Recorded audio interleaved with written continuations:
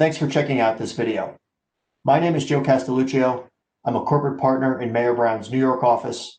My work is focused on M&A and a broad array of cross-border and transactional matters. In doing so, I work with companies in a variety of industries and in countries around the globe. And now, among the other hats that I wear at the firm, I'm also the chair of the New York office hiring committee for new associates. And for the next few minutes, I'm going to give you a brief snapshot of Mayer Brown and our New York office. It's impossible for me to explain all the great things we have going on in just a few minutes, so I hope you'll check out the other videos that my colleagues and I have recorded to give you a closer look at some of the other great things that we're doing at Mayer Brown.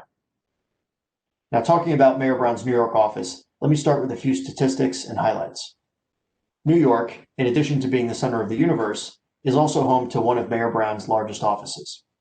We have 250 lawyers, roughly the same size as our London and Hong Kong offices. It's one of the flagship offices of the firm, and it's consistently a focus of firm leadership for strategic growth.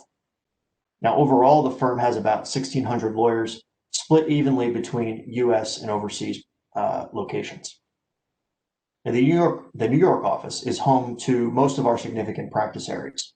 These include corporate, finance, litigation, restructuring, real estate, tax, and IP.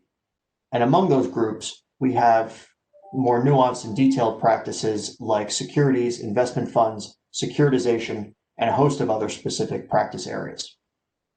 Now, a few words about the firm generally. The firm has a broad and diverse platform, different practice areas, different geographies, all of which are strategically interconnected. We do a lot of different things in different places, but we don't do everything, and that, frankly, is by design. For me and for most of us that work here, this is the right balance to strike, and the firm's performance during the pandemic has really proven this out.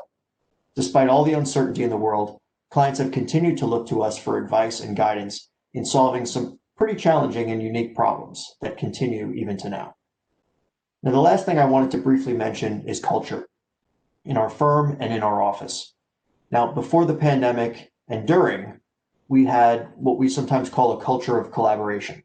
But what does that really mean? It means that we generally like each other, to put it bluntly. It means that one of the hardest parts of adjusting to work from home has been missing the activities and friends that we have in the office. Now, during the summer program and since then, we've all found some interesting and creative ways to stay in touch because, candidly, I personally don't think happy hour translate very well into a virtual environment. But in our next installment, we'll talk about some ways that we've been building these relationships before the pandemic and ways that we've been staying in touch in the past few months. Thanks again for listening.